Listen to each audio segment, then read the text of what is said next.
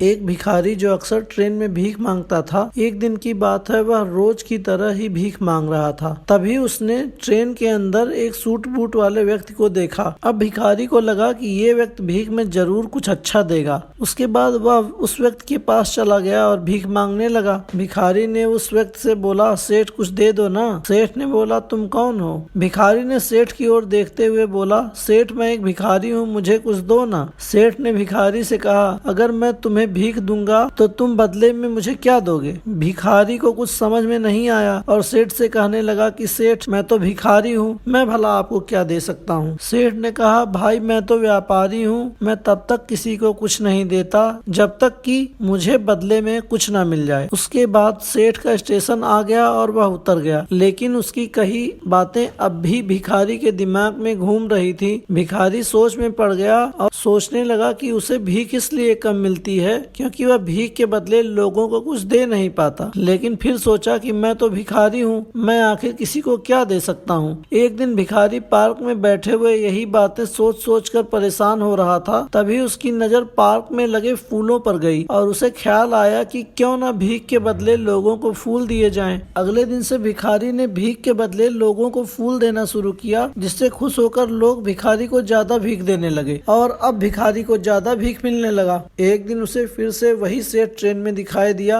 और वह भिखारी उस सेठ के पास गया और बोला, सेठ आज मेरे पास आपको देने के लिए कुछ है। तो उसने सेठ को कुछ सुंदर फूल दिए। सेठ को फूल बहुत पसंद आया, जिससे खुश होकर सेठ ने भिखारी को कुछ पैसे दिए और कहा कि अब तुम भी मेरी तरह व्यापारी बन गए हो। ऐसा कहकर सेठ अपने स्टेशन पर उतर गया, लेकिन सेठ की कही इन बातों को भिखारी समझ नहीं पा रहा था। एक बार फिर भिखारी के दिमाग में बहुत सारे सवाल दौड़ने लग गए और उसके बाद वह भिखारी स्टेशन पर कभी नहीं दिखाई दिया। काफी दिन बीत गए। करीब करीब 1 साल के बाद दो व्यक्ति ट्रेन में सूट बूट में आमने सामने बैठे हुए थे। तब एक ने दूसरे से कहा कि साहब आपने मुझे पहचाना? उस पर दूसरे ने कहा, नहीं भाई मैंने तुम्हें नहीं पहचाना, लगता है हम पहली बार मिल रहे हैं। इस पर पहले वाले ने कहा, नहीं साहब हम तीसरी बार मिल रहे हैं। तब दूसरे ने कहा, क्या आप मुझे याद दिलाओगे कि हम पहले 2 बार कब मिले हैं? इस पर पहले वाले ने कहा, साहब मैं वही भिखारी हूँ जिसे आपने भीख के बदले कुछ देने के लिए कहा था। वो हमारी पहली मुलाकात थी। दूसरी बार भीख के बदले फूल देने पर आपने मुझसे कहा था कि मैं आपकी तरह व्यापारी बन गया हूँ। आपकी वही बात मेरे दिल में घर कर गई और मैं खुद से सवाल किया कि आखिर कब तक मैं भिखारी बना रहूंगा। उसके बाद मैंने काफी परिश्रम किया और परिणामतः मैं फूलों का बड़ा व्यापारी बन गया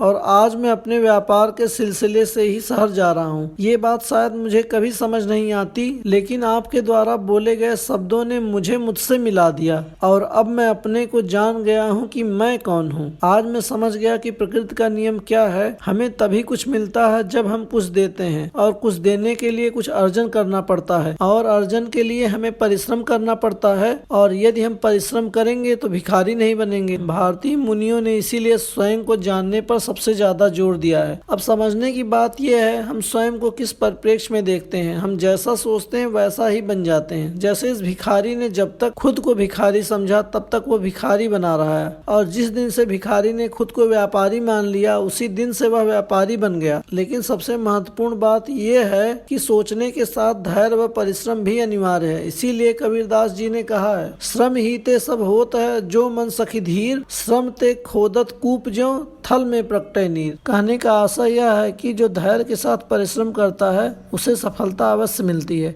जैसे पानी की तलाश में अगर कुआं खोदा जाए तो पानी का मिलना तभी संभव होगा जब हम परिश्रम के साथ धैर्य बनाए रखें, अन्यथा किया परिश्रम भी व्यर्थ हो जाएगा। आप लोगों को ये कहानी कैसी लगी कमेंट सेक्शन में जरूर बताइएगा। धन्यवाद।